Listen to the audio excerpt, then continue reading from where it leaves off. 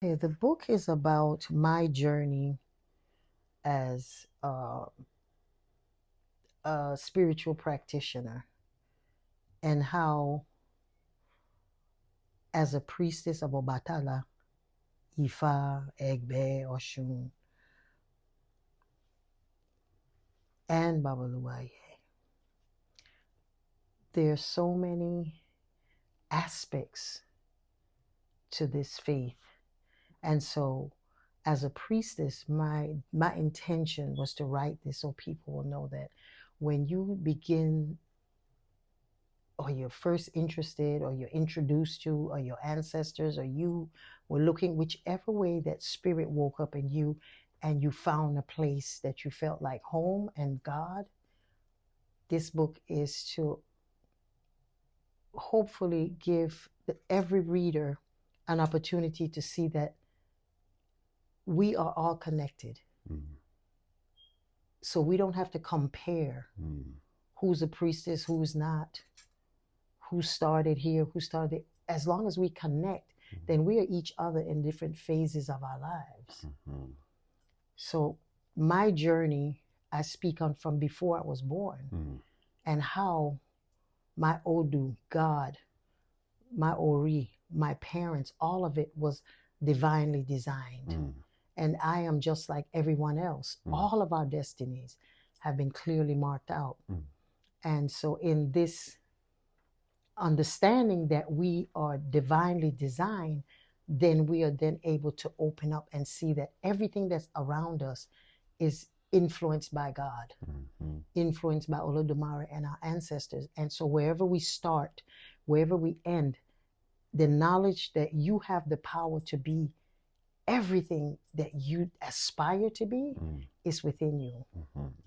So that was my intention, is for everyone that reads the book can identify with some aspects of their life in the different parts of me, or the different part of my life, the different phases of my life, as a child, as a teenager, as a young adult, as a mother, as a wife, as a mother, to be involved in all of the aspects that has to do with African spiritual practices. Because the way I came to this was not that I was born into this. And the way that knowing spirit was something that I knew, but I didn't know it was spirit. It was just something that I thought I was the only person that felt things like that I would hear spirits and say things and go places, and just what I would think it would happen. So I thought everybody was like that. And so when the first time I felt spirit, it was very interesting. So my journey from before I was born speaks into my Odu. My Odu speaks to that, as to what my life would be. I didn't know. I had my first reading, I was 18 years old. And I was 19 years old. And so everything that has happened in my life is a gateway for everyone to understand, like, oh, wow, I went through that. So I can come out of that. I'm going through that now, so I can come out of that. And in every aspect of it, the way the book is written, it's my autobiography. It's also my memoir, but it's also, it's to be read like a book, like an educational piece, because every aspect of my life, I get to explain why is it in retrospect. And I found the magic to us healing ourselves and connecting to the fact that once we know who we are, when we live from a place of saying thank you or gratitude, that's what helps me to understand. And so when I was writing the book, I was saying, I'm writing this book for Brenda on the bus.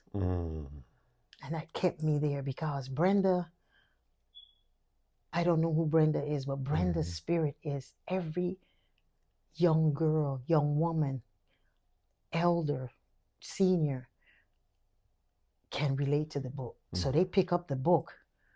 It's for someone that, for the first time, they're talking about African spirituality. What is this? Brenda's on the bus going through all of the things that I went through, raising children, being married, polygamy, molestation, all of that.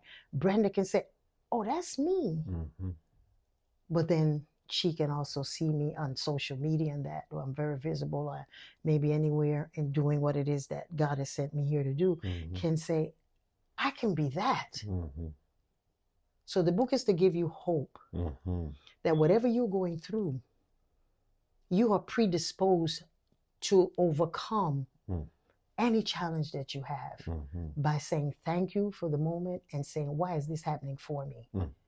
And with those two things, then you're able to master your life and be in control of it, and knowing that you're not a victim on any level.